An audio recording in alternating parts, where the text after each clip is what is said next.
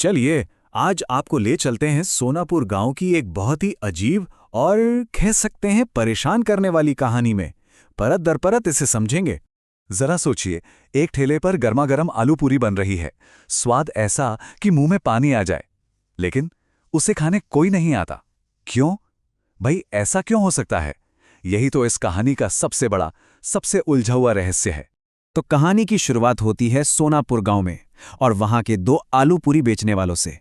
एक का नाम था किशन और दूसरे का मोहन। अब यहां पर ना एक बड़ी अजीब सी पहेली थी। किशन की पूरी मतलब स्वाद में एक नंबर, फिर भी उसका ठेला एकदम खाली। और दूसरी तरफ था मोहन, जिसकी पूरी का स्वाद ठीक ठाक ही था, पर उसके ठेले पर तो भाई पूछो मत, हमेशा भीड़ लगी रहती थी। गांव में किसी को समझ ही नहीं आ रहा था कि ये हो क्या रहा है। और मजे की बात तो ये है कि गांव वालों को खुद भी इसका कारण नहीं पता था। वो जानते थे, उन्हें पता था कि किशन का खाना ज्यादा अच्छा है, लेकिन फिर भी एक अजीब सा अनजाना सा खिंचाव था जो उन्हें मोहन के पास ही खींच ले जाता था। अब किशन को धीरे धीरे ये बात समझ आने लगी थी। उसे यकीन होने लगा था कि ये कोई सीधा साधा मुकाबला नहीं है। नहीं, इसके पीछे कुछ और है। कोई काला जादू है जो उसके ग्राहकों को उससे दूर खींच रहा है।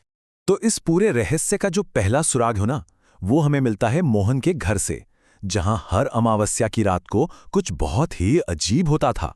पता है क्या होता था? हर अमावस्या की रात मोहन की पत्नी एक अजीब सी रस्म के लिए पूरे 13 किलो चिकन पकाती थी। सोचिए, ठीक 13 किलो। ये कोई आम बात तो नहीं थी ना? तो जाहिर है उसकी पत्नी ने पूछा कि आखिर ये सब क्या है। और तब मोहन ने एक ऐसा डरावना सच बताया जिसे सुनकर रोंगटे खड़े हो जाएं। उसने कहा कि उसने किसी चीज को जगा दिया है और अब उसे हर अमावस्या को वो 13 किलो चिकन खिलाना ही पड़ता है, वरना वो उन्हें ही खा जाएगा। तो अब कहानी में एंट्री होती है शहर से आए एक नए जोड़े की, राकेश और नेहा। अब देखिए, ये लोग गांव के नहीं थे, तो वे इस पूरी सिचुएशन को एक बाहरी नजर से बिना किसी पक्षपात के देख सकते थे। और उन्होंने वही किया जो कोई भी समझदार इंसान करता। उन्होंने मोहन के भीड़ वाले ठेले को छोड़कर किशन के साफ सुथरे खाली ठेले पर जाने का फैसला किया। और इस एक फैसले ने ये बात तो पक्की कर दी कि हाँ, किशन का खाना ही बेहतर था। और खाना खाने के बाद तो वो हैरान रह गए। उन्होंने किशन से कहा, भाई तुम्हारा खाना तो सच में लाजवाब है, पर यह ठेला खाली क्यों है? यहां ग्राहक क्यों नहीं है? उनका ये सवाल उस रहस्य को और भी गहरा कर गया। अब जाहिर है मोहन को यह बात पता चल गई कि कोई तो है जो उसके जादू से बचकर किशन के पास पहुंच गया। और बस उसने फैसला कर लिया कि वो अपने इस जादुई असर को और भी ज्यादा मजबूत करेगा। जैसे ही उसे लगा कि उसकी बादशाहत को चुनौती मिली है, मोहन सीधा जंगल की तरफ भागा। वहां एक अंधेरी पुरानी सी गुफा थी। वो उसके अंदर गया और कुछ गुप्त मंत्रों को पढ़ना या कहें जाप करना शुरू कर दिया। और पता है, उस जादू का असर फौरन हुआ। ठीक अगले ही दिन वही राकेश और नेहा, जिन्होंने कल किशन के खाने की इतनी तारीफ की थी, आज एक अजीब से खिंचाव के साथ मोहन के ठेले की तरफ खिंचे चले जा रहे थे। उनकी सारी समझदारी उस जादू के सामने फेल हो गई। अब राकेश और नेहा को भी पक्का यकीन हो गया था कि भाई दाल में कुछ काला नहीं, पूरी दाल ही काली है। तो उन्होंने फैसला किया कि वो इस सच्चाई का पता लगा कर रहेंगे, और इसके लिए उन्होंने किशन के साथ हाथ मिला लिया। और बस उन तीनों ने मिलकर ठान लिया, चलो आज इस जादू का पर्दाफाश करके ही रहेंगे।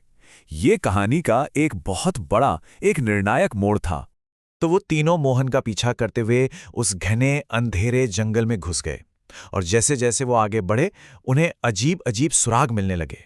हवा में चिकन की एक बहुत ही अजीब सी गंध थी। और फिर उन्हें एक गुफा से मोहन के मंत्र पढ़ने की आवाज सुनाई दी। अब उनका शक यकीन में बदल चुका था। तो बस तीनों ने हिम्मत जुटाई और उस गुफा के अंदर जाकर मोहन का सामना करने का फैसला कर लिया। लेकिन इसके आगे जो हुआ वो किसी ने सोचा भी नहीं था। उस रात के बाद किशन, राकेश और नेहा फिर कभी नहीं देखे गए, बस गायब हो गए, एक रहस्य की तरह।